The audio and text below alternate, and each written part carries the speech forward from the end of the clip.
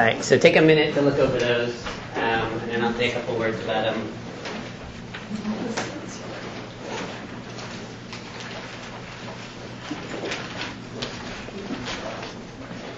So if you are looking carefully, you might see 3 different sets of handwriting writing comments on these papers collectively.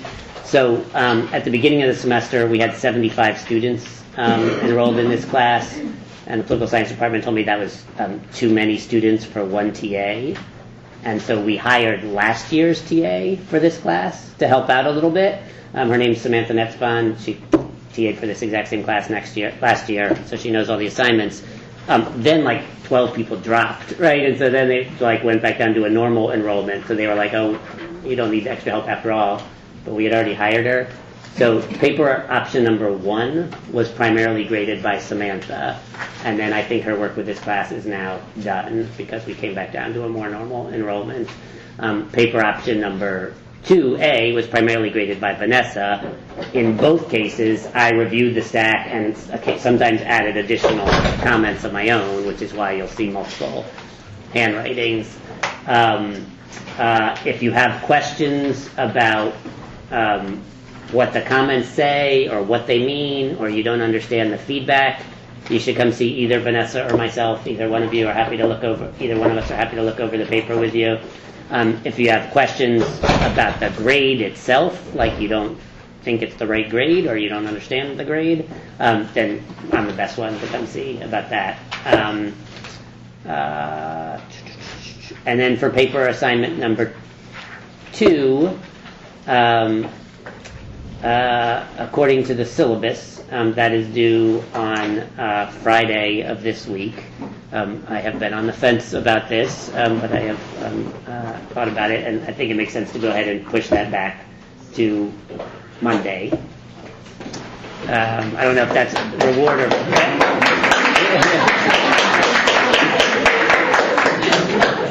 In some ways, that's a punishment, right? I mean, it's just if you don't want to spend your weekend writing a paper for me, it could be a punishment. But you're welcome to still turn it in Friday if that is your preferred schedule, and you're all set for that. But I recognize that this is just not very much time to incorporate any of the feedback. So Monday for that, and obviously come see us this week if you didn't get as good of a grade as you thought you would on the one-page version. In some cases, it's because some of those one-pagers just looked like sort of last-minute affairs, that it's only a page and there wasn't very much time set aside and not that much thought went into it yet, so you didn't get that good of a grade. But if you thought you had put in some time and effort and thought you were on a good track and then got a lower grade than you were expecting, then that's probably a good reason you should come see us this week if you have time to talk it over and make sure you're on the right track. Again, the prompt for paper number 2 is on the syllabus, so make sure you reread that prompt in full. It's long and detailed. But the gist of it is you are trying to do 2 things that should be connected to each other, right? One is talk about a lot of the specific material that we have covered so far. Don't try to do all of it, but pick out some important stuff. So that's the content of the paper, discuss some of the Supreme Court decisions from the 1960s that we've been talking about. But second, and really important, you are trying to come up with some kind of overarching theme that characterizes what was going on with the Supreme Court and the Constitution during this period in our history, right? And so that there's no one right answer there. There are lots of possible themes. I have talked about some possible themes in class. I'll say a couple more things today that are related to potential themes. But there's no one right answer there. There's lots of potential themes. And your idea is to pull out one that seems interesting and significant to you, right? And then come up with a good set of cases that are good examples for illustrating that theme, right? So there's got to be a clear theme, and there's got to be clear specific examples, and they have to be connected to each other, right? You have to draw those connections, right? So there's got to be some specific details, got to be references to specific cases, Got to be some quotations from specific cases. Don't overdo it with quotations. I want a lot of your words too. I don't fill the whole paper with quotations. But quotation.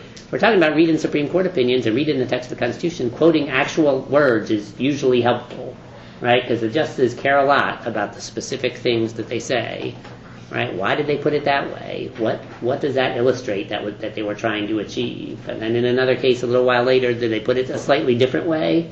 What does that illustrate they were trying to achieve? So specific details, specific examples connected to a broader theme. And obviously come see Vanessa and or myself if you have questions or concerns. Questions at the moment?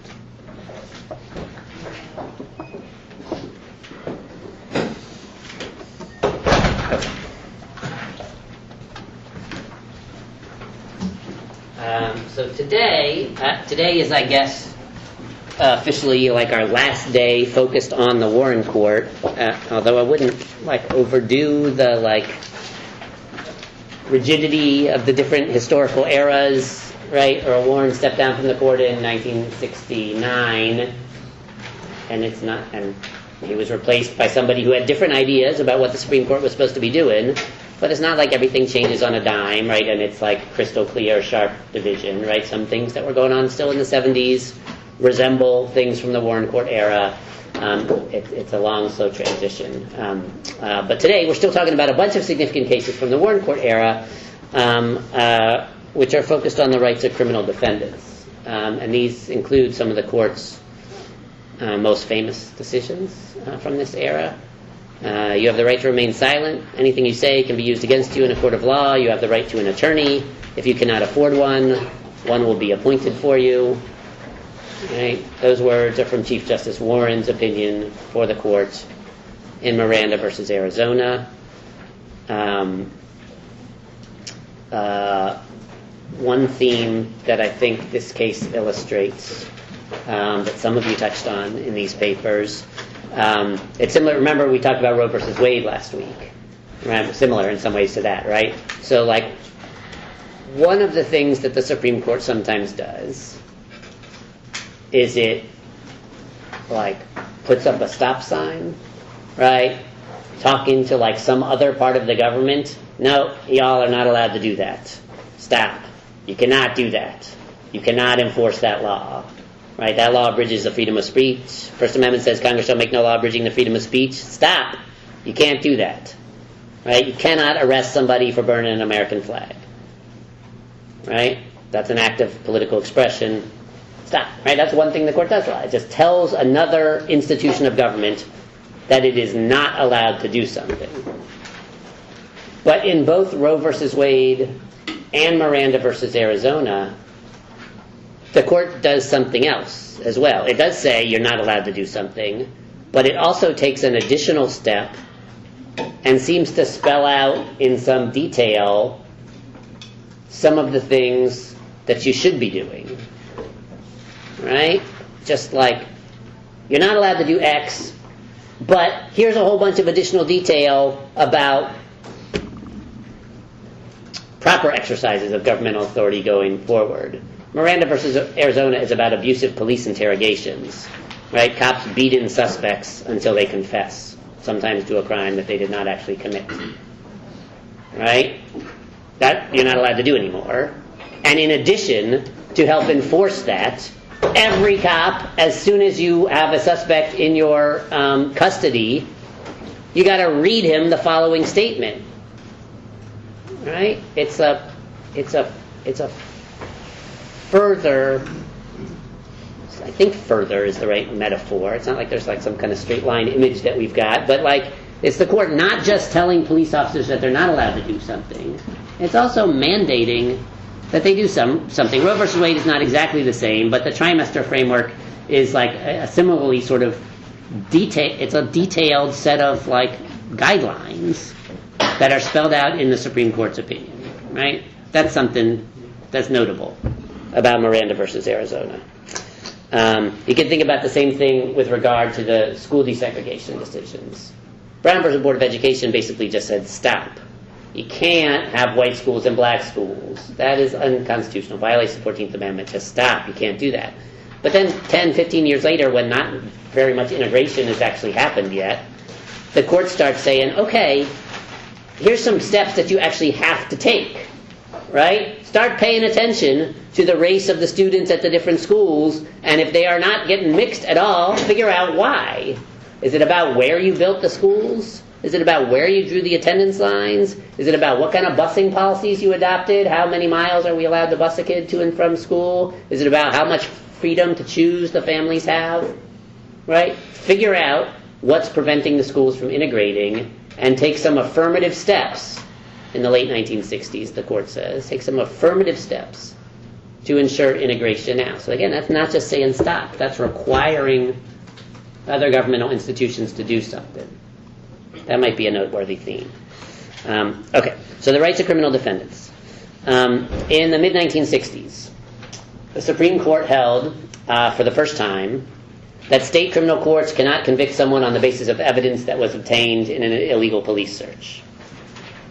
The Supreme Court held, also for the first time, that if prosecutors have exculpatory evidence in their possession, that means evidence tending to point towards innocence, if prosecutors have exculpatory evidence in their possession, they are required to turn that evidence over to the defense attorneys. The Supreme Court also held, again, for the first time, that state governments must provide lawyers for criminal defendants who cannot afford to hire one on their own. The Supreme Court also, for the first time, held that the right to counsel applies not just when you're actually on trial in a courtroom, but as soon as you become an active suspect under investigation. As soon as the police are considering you as a suspect in a crime, you have the right to an attorney, and the state has to provide one if you can't afford one on your own. All of those decisions came in the mid-1960s. All of them are noteworthy expansions of the rights of criminal defendants, and all of them are first-time holdings. Can you repeat the first one? Yeah. State criminal courts cannot convict someone on the basis of evidence that was obtained by an illegal search. I'll say more about all these. Some of these decisions, at least some of them, I'll say some of them, some of these decisions seem obviously correct. Right? Take Brady versus Maryland from 1963. The Due Process Clause, Supreme Court says, the Due Process Clause of the 14th Amendment, right? Remember, it says, no state shall deprive you of life, liberty, or property without due process of law. At least part of the meaning of that clause is some kind of guarantee of fair procedures, right? It seems to say that the state can deprive you of life, liberty, and property, right? The state can lock you up, kill you, or confiscate your property if it does so via something called due process of law, right?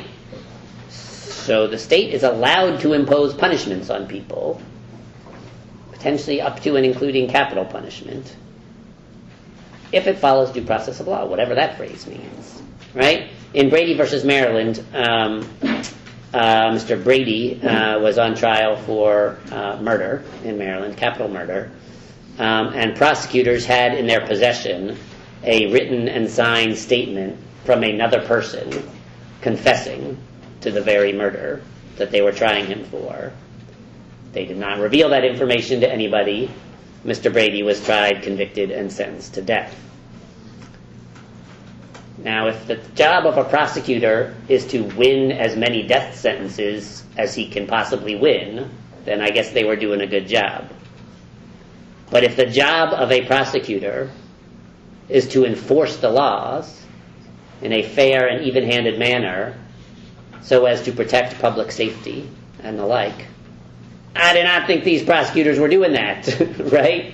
Not only are they convicting an innocent guy, but they are not convicting the guilty guy. Right? Supreme Court says, come on. That violates any possible conception of the meaning of due process of law. Right? I think this case, I'd just like to draw like comparisons across cases from different areas of the law. So like legally, this does not have anything to do with New York Times versus Sullivan. But here's a comparison, right? New York Times versus Sullivan is the free speech case we talked about, where Alabama public officials are trying to put the New York Times out of business for reporting on civil rights activism in the state of Alabama. And New York Times wins the case, and that seems like obviously correct case, right? They printed this advertisement describing things that happened in the state of Alabama where Martin Luther King and his supporters were arrested and mistreated by the cops and the like. And they got to pay $500,000 fine to Alabama public officials for that. You can't do that, the court says. Seems like, just in terms of the result, seems, nowadays, at least looking back, seems clearly correct. But in order to get to that result, the Supreme Court actually had to change the law a fair amount, right? New York Times versus Sullivan there was not really a good legal precedent to reach that decision. Same is true for Betts versus Brady. For our entire nation's history, prosecutors have been doing stuff like this. Not all of them, not all the time, right? But some prosecutors, some of the time, had been abusing their authority in ways that led to unfair trials. And the Supreme Court had never said this was unconstitutional before. So why is it unconstitutional in Brady versus Maryland? Right? Part of the story here is a story that we've talked about a little bit, and we talked about a little bit in Con Law 1. And that's the story about whether and when and how the Bill of Rights applies to the state governments. Right? You will note, if you look in your pocket constitution, you will note that there are a lot of things in the original Bill of Rights that are about the rights of criminal defendants. It was a substantial concern of the framers. Right? But under the original constitutional design, all of those things only applied to the federal government. Right? The federal government was not allowed to abridge your freedom of speech. The federal government was not allowed to abridge your free exercise of religion. The federal government was not allowed to abridge your right to bear arms. And the same is true for all the things about the rights of criminal defendants, right? The federal government was not allowed to abridge your right to counsel. Federal government was not allowed to convict you without a jury trial. Federal government was not allowed to engage in unreasonable searches and seizures. Federal government was not allowed to impose cruel and unusual punishments. All those things only applied to the federal government. And then, as now, the vast majority of criminal law enforcement happens at the state level. Right? There's been a substantial expansion over time in the scope of federal criminal law. There was very little at the beginning.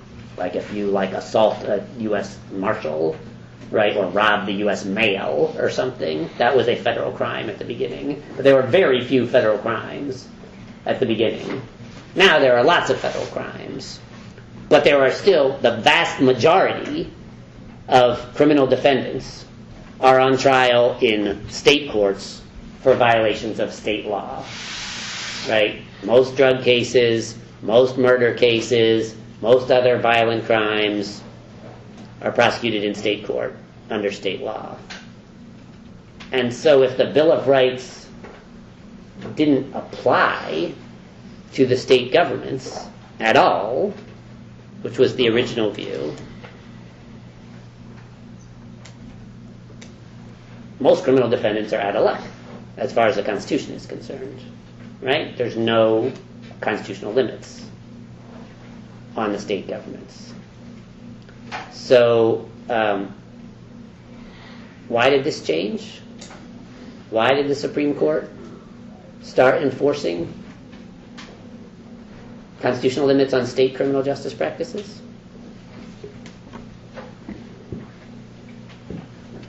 I will tell you some parts of the answers, but what do you got so far? What led the court to start thinking about this differently? Raise your hand if in your one-page paper any of the cases you said you're going to talk about are about the rights of criminal defendants. I know that required a little looking ahead because we haven't talked about any of them yet. Yeah, so which cases did you pull out and why? I'm looking at sort of criminal procedure for the warrant court error, so I was looking at Miranda and stuff like that. And why did you pick those cases out? because it created, rules and regulations in the immediate defense of a criminal and created proceedings that were fair and of equity to a judicial process. And why do you think the court started doing that? To, I guess, mitigate the concerns if they didn't have provisions like that of people being mistreated and unfair and unjust actions taking place. That's a start, yeah. Daniel? Like Mapp v. Ohio, because they had previously ruled in Wolf that the exclusionary rule was not explicit to the Fourth Amendment, therefore it didn't apply to the states. Only explicit rights applied. Okay, that's another good start. Yeah, Jack? I remember there being a uprising in crime in that time period, 60s and 70s, and so it was a national issue, and so it made sense for these cases to be tried in the Supreme Court. The Supreme Court, I guess, wanted its hands in the topic because it was, a political issue at the time. It is for sure true that over time patterns in crime rates, or at least public perceptions of crime rates, which is not necessarily the same thing, do influence the way that lawyers and judges and members of Congress and other people approach different criminal justice problems. I'll say more about that. Other thoughts about what's going on here?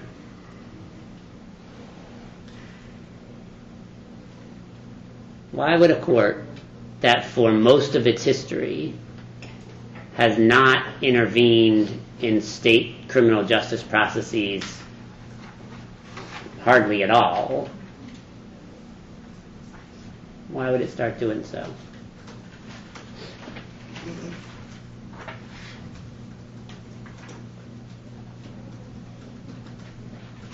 Colin? Protect private property. So you've got an increasing presence of police force. You've also got a more equipped police force, and if they're obtaining things illegally, then it kind of gives them more of a free reign type of situation where they can kind of arrest more people and kind of log jam the judicial system even further than it probably already was at that point. The Fourth Amendment's an interesting one because, most cases involving criminal procedure and the rights of criminal defendants involve whatever the word is, like ordinary street crimes, right? I mean, most of the criminal defendants who are on trial in this country are accused of engaging in, violent crimes, drug crimes, that kind of thing, right?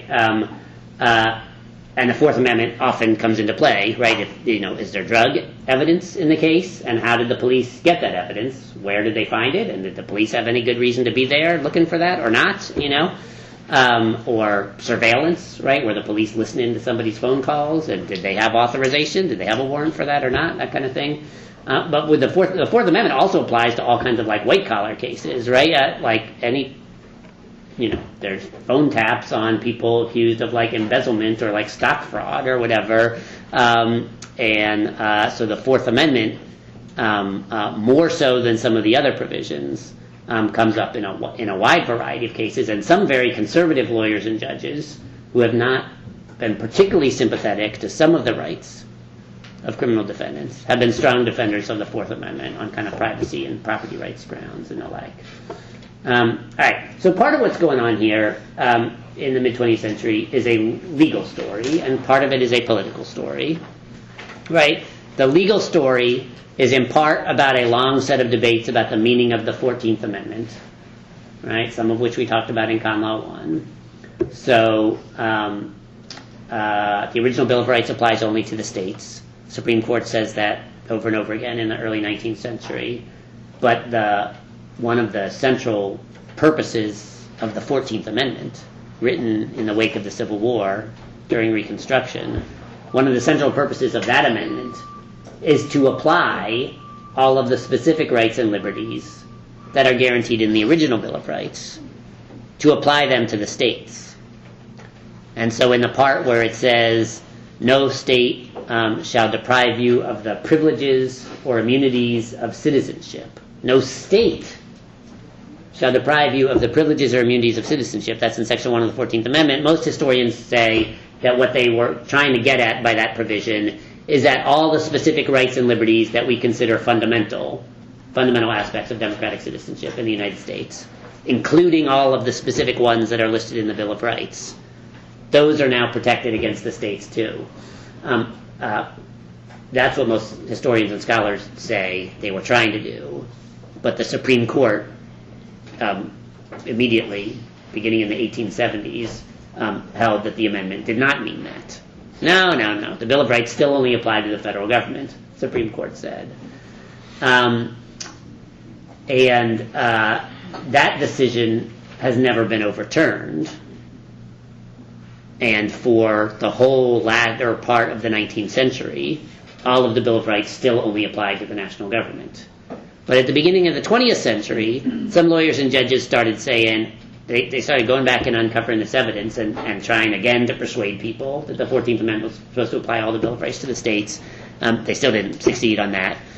But they started saying, well, okay, even if we can't persuade you that all of the provisions of the Bill of Rights are incorporated within the 14th Amendment, surely some of them are, right? When it says no state shall deprive you of liberty without due process of law, surely some of the things that includes are things like the right to counsel.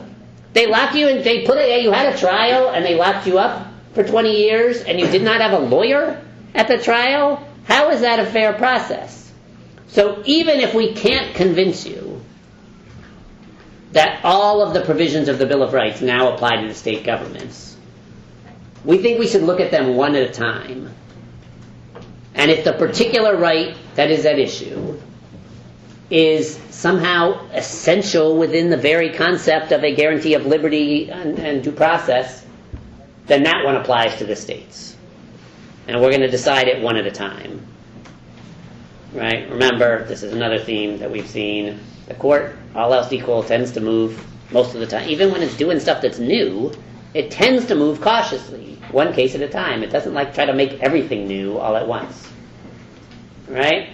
And so the court, over the course of the 20th century, says freedom of speech is a fundamental aspect of liberty. That applies to the states too. Freedom of religion is a fundamental aspect of liberty. That applies to the states too.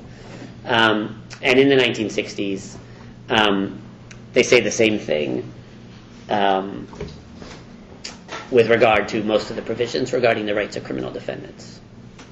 Okay, so that is a legal story about the justices kind of building one case at a time, coming up with arguments about the particular precise meaning of the due process clause in the 14th Amendment and applying that to all these different kind of cases. And then partly it's a political story, right? What's going on in the 1960s?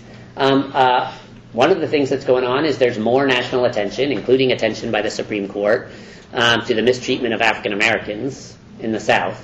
And one of the ways African Americans are systematically mistreated in the U.S. South is via unfair criminal justice processes. Right? Blacks are completely excluded from juries across the South. Lots of racist prosecutors and judges.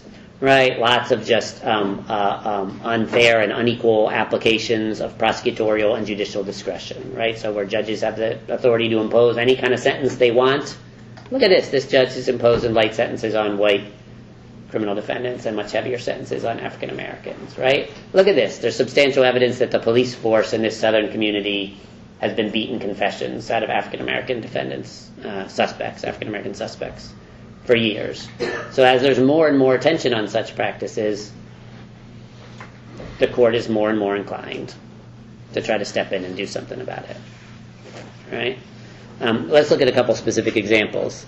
So Daniel, I think, mentioned the exclusionary rule.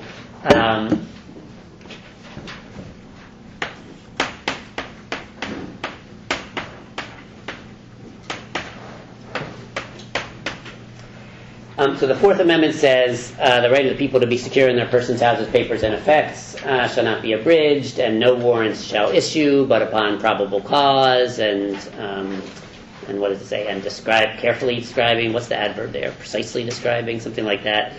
Specifically describing the person or places to be searched and seized. That's what the text of the Fourth Amendment says, approximately. That was my best effort to recite it. And the court, in a case in 1914, a case called Weeks versus United States, at that time, the Fourth Amendment only applied to federal criminal trials, right? The court said, one of the things that this amendment requires is that any evidence that is obtained illegally be excluded from trial, right? Hence the name exclusionary rule, right? If the police bust into your house without any warrant, without any probable cause to believe you're engaged in criminal activity, and there's illegal guns and drugs sitting on your coffee table, right? They cannot introduce those illegal guns and drugs in your trial. They might still be able to put you on trial if they have other evidence of your criminal activity that was not illegally obtained, but they can't use the illegal evidence. What is the purpose of that rule?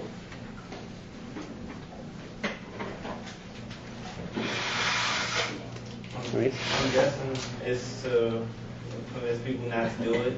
Just be like, Convince which people?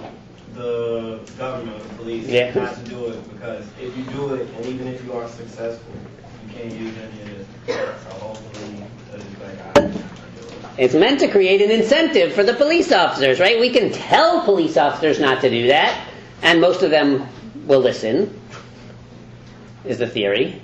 But if we want that to be even more effective in practice, if we create an incentive for them, look, you can bust into the guy's house and take the drugs, but then the judge is going to throw out that evidence, right? What are you getting by that? What are you achieving by doing that illegal search? You're not increasing the odds that you're going to convict this person, right? Because that evidence is not going to be allowed at all. So don't even bother with the illegal search. Go get the warrant first and then do the search. Or if you don't have any probable cause, then you should not be searching the guy's house. If you do have probable cause, get the warrant. And if you don't do it by the book like that, it's not going to get you anywhere. It's not going to help you win a criminal conviction because we are excluding that evidence from the trial.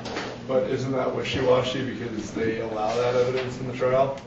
Like once the criminal phase is done, in the sentencing phase, you can use illegally obtained evidence to kind of demonstrate that the criminal is perhaps more of a serious offender than they were in the accused portion. So I think that distinction is a little bit overstated, but there is something to it. So of course, in practice, the rules get complicated. The lawyers come up with all kinds of different distinctions. Well, are there exceptions in this kind of case? What if the police officers had a warrant, but they went to the wrong house by mistake? They were not trying to illegally search somebody. It was an innocent mistake. But then look, and lo and behold, there's all this evidence of illegal activity. Is that excluded? There's all kinds of exceptions that come up in practice. In capital cases in particular, in death penalty cases in particular, the court has spent a lot of time trying to come up with rules to separate the decision on guilt or innocence from the decision on death penalty or not. Right? And they have allowed additional forms of evidence to be introduced in the death penalty decision after you've already decided that somebody is guilty. Right? So, table that for a second. And the question of whether somebody's guilty or not, right? In federal court in 1914, the court is saying, we're just going to keep that evidence out, right? Whether this is actually, they live up to this in practice, whether the rule is perfect or not, these are good questions. In a case in 1949 called Wolf versus Colorado, Supreme Court says this rule does not apply to the states. Does not apply to the states. Previously, the Supreme Court had said the Fourth Amendment as a whole does not apply to the states. In Wolf versus Colorado, in 1949, the Supreme Court said, no, the Fourth Amendment does apply, like the basic protection against illegal police searches that is at the heart of the Fourth Amendment. That is a fundamental aspect of due process. So it's incorporated within the 14th Amendment. So the Fourth Amendment does apply to the states.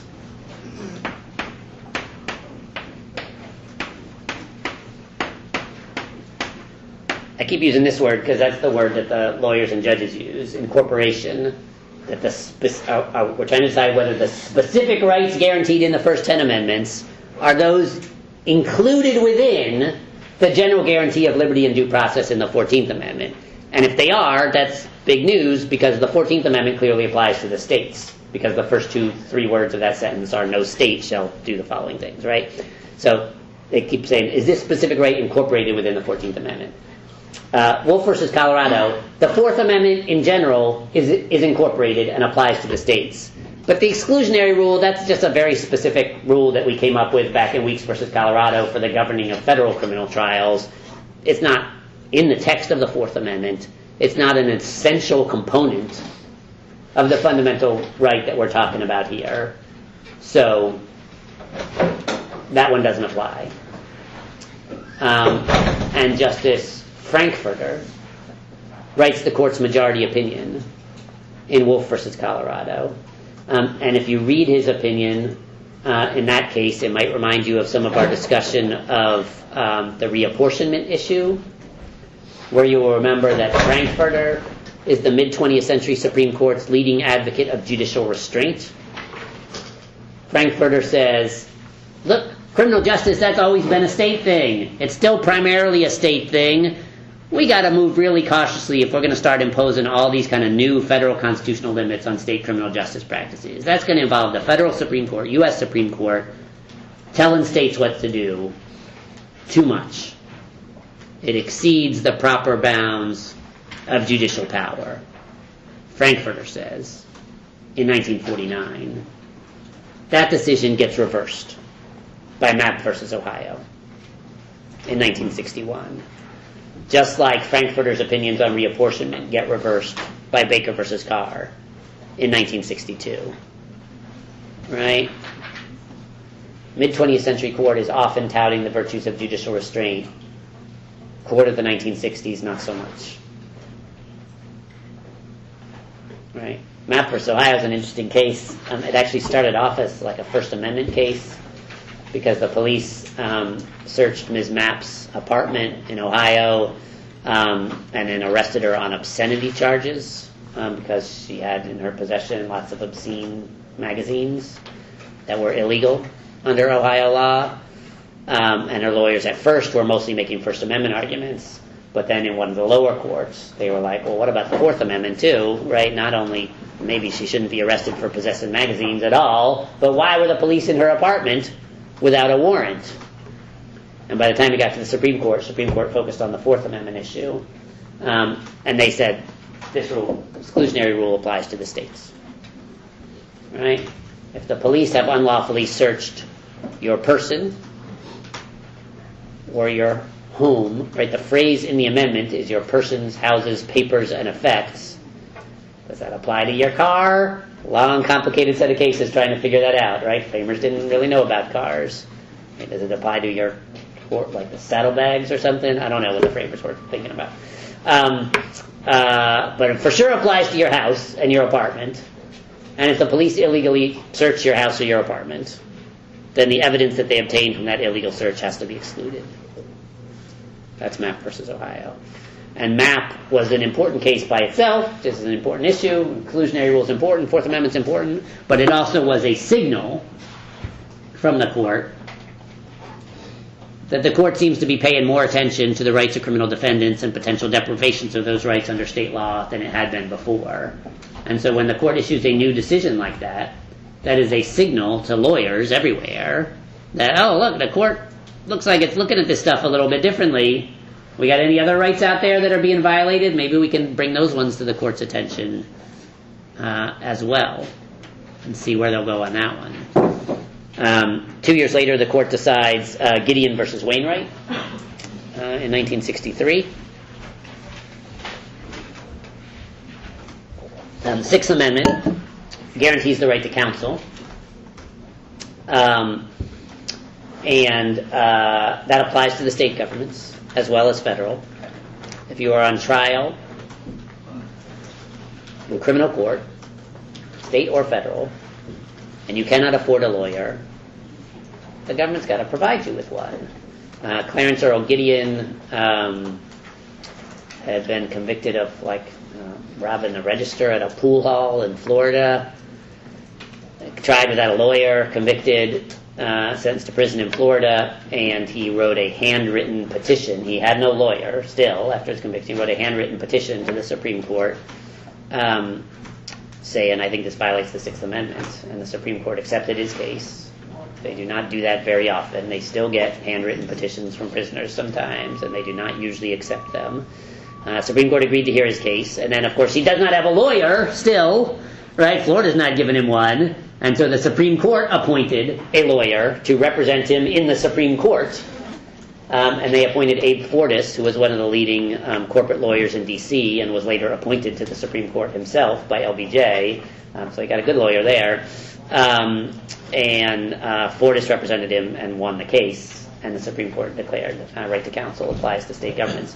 Right to counsel, long, complicated, interesting history, which we don't have lots of time for. For the framers, it did not mean that the states had to pay for lawyers for you. Nobody did that back then.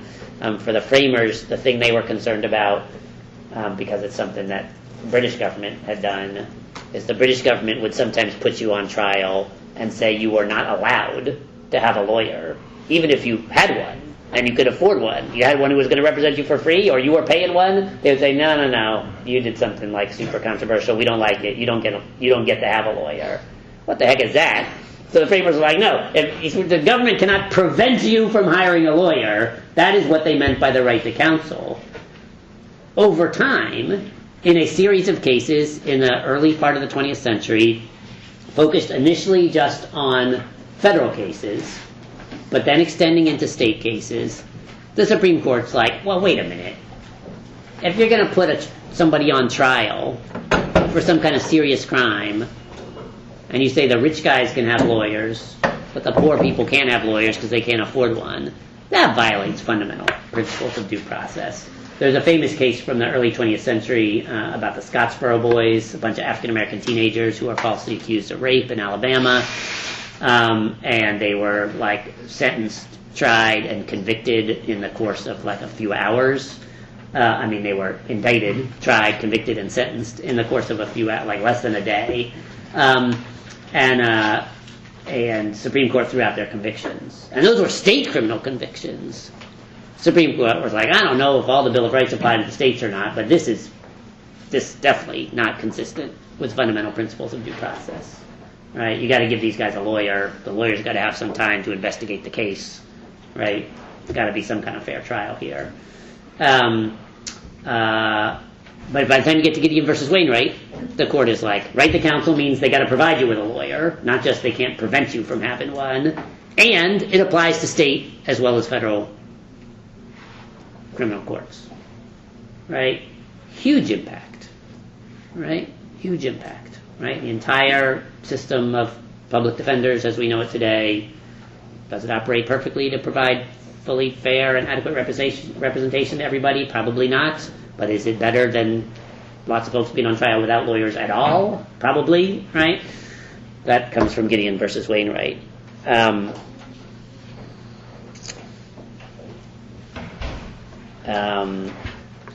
this one overturned precedent from the mid-20th century, too. In Betts versus Brady in 1942, the Supreme Court had said, all right, if it's a capital case, if you're putting somebody on trial for his life, you got to give him a lawyer. But otherwise, Sixth Amendment right to counsel doesn't apply to state criminal courts. The court overturns the second half of that and says it applies in all criminal trials. Justice Black in Gideon versus Wainwright said, reason and reflection require us to recognize that in our adversary system of criminal justice, any person hailed into court who is too poor to hire a lawyer cannot be assured a fair trial unless counsel is provided for him. Right? Fundamental principle established by the court in 1963. Question: has anybody ever tried to sue to keep Gideon versus Wainwright over time? There have been significant efforts to overturn some of the decisions that we're talking about today, especially Miranda. But I'm just thinking for a second. I'm not aware of any significant efforts to have Gideon overturned. I would only on Congress And like the commerce clause, Yeah. 'cause that must have drastically changed the like law profession. Like if you make it where counsel is appointed, like Right. the whole public defender's industry was probably built out of this. That's right. And so it's an example of, so again, think about the reapportionment cases, right? Court says, well, come on, you haven't redrawn your legislative districts since like 1910 or something. That's not good. You got to do something about this. And like every state in the country was derelict, right? No state in the country was respecting the principle of one person, one vote. And like every state in the country had to redraw their legislative districts, which is a major governmental undertaking. In Gideon versus Wainwright, every state in the country had to alter its practices for providing indigent criminal defense, right? Major governmental undertaking. And I don't want to like overstate this because I'm sure there were lots of complications in the details, but for the most part, states complied with that. And they set up public defender systems that they did not previously have before. They did not all do it in the same way. They did not all do it as fully and effectively as one another.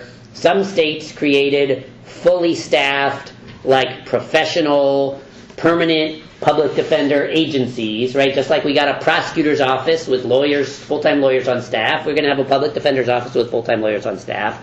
Some states tried to do it more cost-effectively by saying, oh, no, we got plenty of lawyers in town. Just in each case, the judge will just appoint one of them and give them a stipend, and say, now you're the defense attorney and the guy can't pay you, but the state's going to pay you a little bit, for your time. And there's evidence that those systems don't work as well, right? It's better if you have full-time lawyers devoted to this and salaried. But they all did something, right? They all set something up. And I'm sure there was some foot dragging. I'm sure they didn't all do it fully. But they all, at some level, complied. The thing that there's been a lot of since then, on right to counsel, I'm not aware of direct efforts to overturn it, but there have been lots and lots and lots of disputes about what counts as like adequate and effective assistance of counsel. They can't just put like a dead guy in the chair next to you with like a lawyer hat on, right? There's got what does it mean? What does the right to counsel mean? Does the guy need to have a law? What if he's been disbarred? What if he's completely crooked and corrupt and he doesn't do it? The state's paying him, but he's not making any effort to represent people whatsoever. The state's oh, well, you had a lawyer. We saw him sitting there next to you. There's got to be, over time, the court says there's got to be some kind of minimal standard as to what counts as effective assistance of counsel. But that line is really hard to draw. If you just say, well, I got convicted, it was because my lawyer wasn't good enough. Well, that's going to lead to a lot of second guessing of a lot of convictions, right? Well, if he got convicted, he must not have been good enough, right? So those lines are really hard to draw, but there have been a lot of subsequent cases about that. Yeah. I was going to say, this past weekend I was talking with my uncle who just resigned from the bar because he was being forced to do pro bono work that he was scared he was going to get super malpractice because he didn't think he could have any chance of winning. Where does he practice law? California. Okay, what kind of pro bono work was he being forced to do? I don't remember exactly what he said, but he said that the case was just so absurd that he didn't want to take it, and they were trying to force him to, so he just turned in his resignation. Weird. All right, so there you go. So the details get complicated. So let's think about Miranda for a minute here. Actually, one other case before Miranda, because it kind of leads up to Miranda. In a case called Escobedo versus Illinois, this one's not in your reading, I don't think. In 1964, Escobedo was a murder suspect, and so this is the year after Gideon, right? Gideon versus Wainwright's right to counsel, 1963. Following year, Mr. Escobedo, while he was in police custody, asked to speak to a lawyer. And the police officers said, no, you're currently under interrogation, and we got more questions. And they continued interrogating him. And in Escobedo, the Supreme Court said, this violates the right to counsel. right? We already said the right to counsel in that other case, but that was focused on the trial, right? Mr. Gideon, at his trial, did not have a lawyer, and that didn't seem fair, and that's what we focused on there. But now it occurs to us, again, moving one case at a time, it occurs to us that if the police are free to deny you access to a lawyer, he asked for a lawyer. He said, I would like to speak to a lawyer. That's what you're supposed to do, right? The police are questioning you. Stop talking. Ask to speak to a lawyer. That is the advice that professionals give you. Not that any of you are going to have to use that advice. He asked to speak to a lawyer. The police said no, and they kept questioning him. And the Supreme Court says, once the police are focusing in on a particular suspect, and that suspect has been taken into police custody, and the police start interrogating him, i.e. trying to solicit incriminating statements from him, he has the right to counsel. The trial hasn't started yet. There is no trial yet. There's no courtroom. He hasn't been anywhere near a courtroom yet. He already has the right to counsel.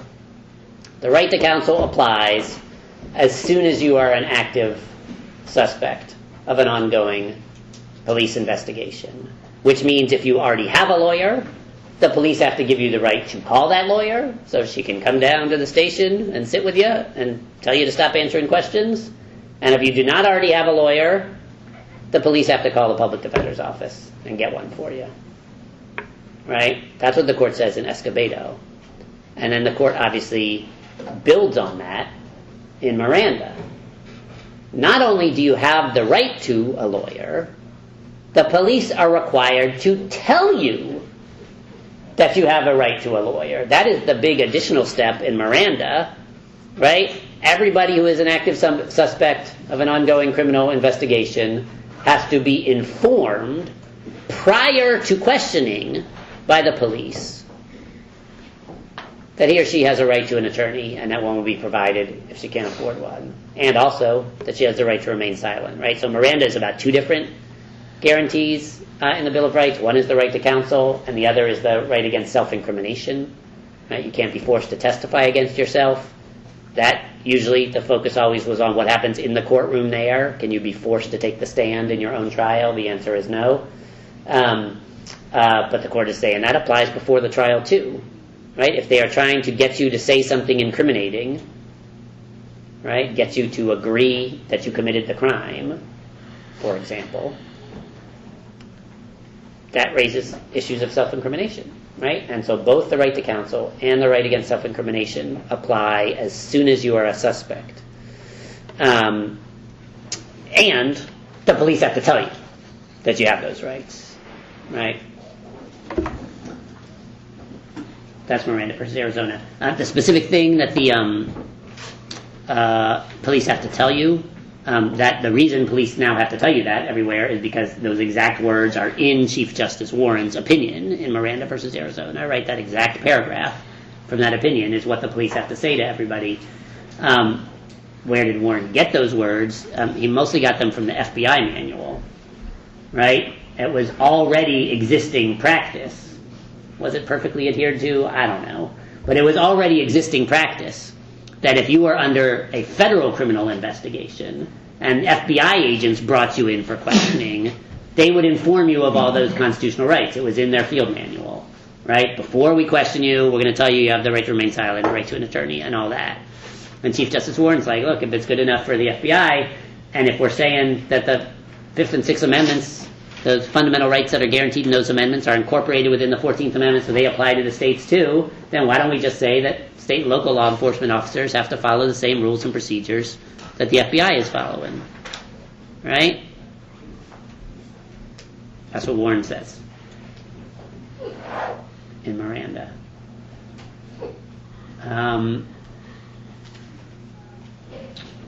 Questions about that?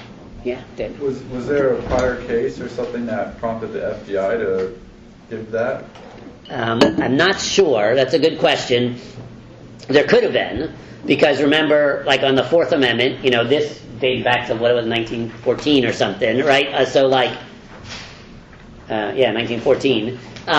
So because the specific guarantees of the Bill of Rights applied to federal criminal enforcement from the beginning, there are some early court decisions. There's Fourth Amendment decisions from the 19th century that are about, like customs inspectors, federal customs inspectors engaging in illegal searches, right? Because they're part of the federal government.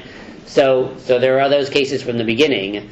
So it could be that there were some early Supreme Court decisions that prompted it, or it could be that the FBI just adopted it on its own as the matters of fair law enforcement practice. Could be either way. Yeah. So by this time, they still haven't decided that like the right to self-representation yet, and like what prompted that? So after Gideon, which says you have the right to counsel, and that a lawyer will be provided for you if you can't afford one. One of the things that comes up in subsequent cases is, what if you don't want a lawyer? I don't trust any of them. Those public defenders are no good. They're not on my side. I'm going to represent myself, which could be a rational decision in some circumstances, and could also in some circumstances be an irrational decision. I saw some courtroom TV shows. I know how to do this, right? I'll be fine. Like, that's probably not clear thinking. But whatever your reason is, the Supreme Court has said, yes, you have a fundamental right to represent yourself if you choose. And in fact, there is a case at the court this year. Some of you wrote about it, right? Which case is that? Carpenter? No. It has to do with McCoy versus Louisiana kind of touches upon that, but I don't think it's that. But so there's one, am I remembering this right? There's one this year where somebody had a lawyer who was insisting on pleading guilty because it was obvious the guy had done it, but the defendant did not want to plead guilty. McCoy, Yeah, right, that one. So so the court hasn't decided that case yet, so we'll see what happens. But in general, repeatedly, the court has said, you have a fundamental right to represent yourself. You can fire the lawyer. You can get rid of the lawyer. The lawyer is there to represent you. We do not recommend that you try to represent yourself in court if you have no legal training, but you do have the right to do so. So if you give a clear statement to that effect, the court has said, you have that right. The right to counsel does not mean a lawyer is going to be imposed on you. If you don't want it, it means you have the right to one. Has there been any noteworthy case where the defendant has actually won?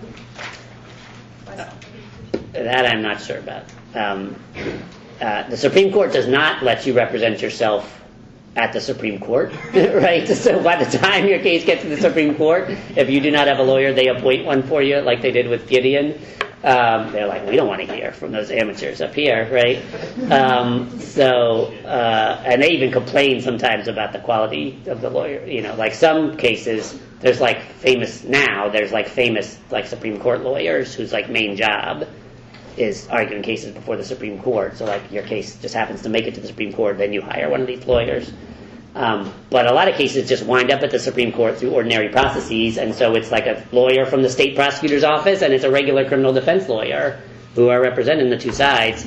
And sometimes those lawyers are good, and sometimes they are not that good, and sometimes the Supreme Court justices have complained about the quality. But I'm not aware. I'm sure there are some noteworthy examples of famous defendants. I mean, there are noteworthy examples of political trials. Dissidents, left-wing activists in the 60s and 70s being put on trial and in what they at least regarded as politicized, prosecutions, and sometimes choosing to represent themselves, at least partly because they don't trust the lawyers maybe, but partly for the purpose of then the trial is a platform where while you are representing yourself, you can give some political speeches that the press is there covering. And so there are examples of that. I don't know how many of those people have ever won the case. Okay. So let me mention, just as a preview, one other criminal justice issue, because it's come up a couple times in conversation, and we'll look at it in a little more detail next time. And then I want to say something about the sort of political reaction to these decisions. So one thing, a big criminal justice issue still today, right, is of course the death penalty. The Warren Court itself, right, by 1969, when Orell Warren is still in charge, the Warren Court did not really tackle the death penalty. There were some cases that came up that didn't go anywhere. But shortly thereafter, right, in the early 1970s, right, so if you think about this as if you're stretching the period a little bit, right, there's some historians who sometimes write about the long 1960s, which is a historian's way of saying the period that people call the 1960s, but we're looking at it a little bit longer. It continues into the 70s. So like Roe versus Wade is 1973 and stuff. So the court issues a decision in 1972 that strikes down every existing death penalty law in the country. The case is called Furman versus Georgia, and the court backtracks from that decision 4 years later, and so I want to say two things about this. But on the legal side, just one issue that we haven't really talked about in detail yet is the Eighth Amendment, right, which says that cruel and unusual punishments cannot be imposed. And some lawyers in the 1960s, including a bunch of civil rights lawyers with the NAACP, lawyers who had worked on school desegregation cases for years, some of them turned their attention to the death penalty. They argue that the death penalty is fundamentally and inherently a cruel and unusual punishment, right? Whatever, it's barbaric for the government to be killing people. It's a cruel and unusual punishment. Much of the Western world has turned away from the death penalty. Much of our own country has turned away from the death penalty, right? Many states had already abolished it by this point. And we think it's fundamental violation of the Eighth Amendment. There are also other arguments you could raise about the death penalty. Even if it's allowed in theory, it's not necessarily a cruel and unusual punishment. What if it were being applied in discriminatory fashion, right, so that certain categories of defendants or certain categories of crimes were receiving the death penalty when other similar categories were not? So that would be a constitutional argument that you could make. All of these cases, well, not all of them, Gideon versus Wainwright is pretty popular, right, and pretty well adhered to, at least at some level, right? States are not providing public defenders before Gideon. They all set up some kind of system for doing so afterwards. But many of these decisions are really, really, really politically controversial, right? Miranda versus Arizona is one of the most politically controversial decisions in the modern court's history. Lots of people agree with it, but lots of people vocally disagree with it. In particular, Richard Nixon, who runs for president in 1968, right? Miranda's in 1966. Richard Nixon runs for president in 1968. And Richard Nixon talks over and over again about the Supreme Court when he's running for president. And one of the decisions he talks over and over again about is Miranda versus Arizona. And he starts saying over and over again that the Supreme Court is siding with the criminal forces in our community against the peace forces. That is a quote, more or less, from Richard Nixon. You can see what he's getting at. It's a pretty polemical way to put it, but you can see what he is getting at. Supreme Court, in all of these cases that we have talked about today, did in fact rule in favor of a criminal defendant. In some of those cases, that led the criminal defendant to go free. That does not necessarily happen, right? If you say that this evidence was illegally obtained and the police can't use it, and so this criminal conviction is invalid, the prosecutors can still retry that person, not relying on that evidence, and sometimes they get convicted again. But in theory, it's going to lead some criminal defendants to go free, right? Because the police or prosecutors or judges have violated some provision of the Constitution, this criminal conviction cannot stand, right? That's the court's position, right? If they violated the right to counsel and then convicted him, that is no good. That conviction doesn't count, right? That is vacated. And in some cases, that's going to lead a criminal defendant to go free, and in some cases, that person is going to be guilty of the crime, but is still going free because the police or the prosecutors or the judges violated the Constitution too much. And to go back to something that somebody mentioned at the beginning of class, during the late 1960s, there was a widespread public perception of an increase in violent crime. Some of that is real. There is some increase in big city violent crime during this period. And some of it is connected in the public's mind to like other acts of like disorder and chaos, right? So for example, In the wake of Martin Luther King's assassination, there are widespread riots, urban riots in cities across the country. A couple years earlier during the summer, there had been a similar wave of widespread urban riots, which is a form of criminal activity, right? I mean, if crowds are rioting, they are usually doing some things that are illegal. They're destroying property and the like, but it's not the same thing as like random acts of violent crime. But it feeds into the public mind. It certainly feeds into Richard Nixon's narrative about we got a crisis of law and order in this country. We need to clamp down. We need to re-empower the police. We need to stop siding with the criminals. We need a president who is going to appoint some different kinds of judges, right? You need to elect me because I'm going to appoint judges who are going to stop siding with the criminals against the police. Nixon says this over and over and over again, and he, of course, wins the election, and Richard Nixon appoints 4 justices while he's in office. I'm pretty sure that is likely to have some effect on how the Supreme Court treats these kind of issues that we've just been talking about today. And I'm pretty sure it's likely to have some effect, even if the issue Nixon himself is talking most about is criminal procedure and law and order. I'm pretty sure it's likely going to have effect on some other areas of the Constitution too, right? Well, these more law and order judges that he's going to appoint, what do they think about free speech and freedom of religion and school desegregation and civil rights? What do they think about all these other things? Seems like a good bet that the court is going to shift in a different direction in the 1970s. And that is the story that we're going to pick back up with next time. If you came in late, I handed papers back, so come get yours from me.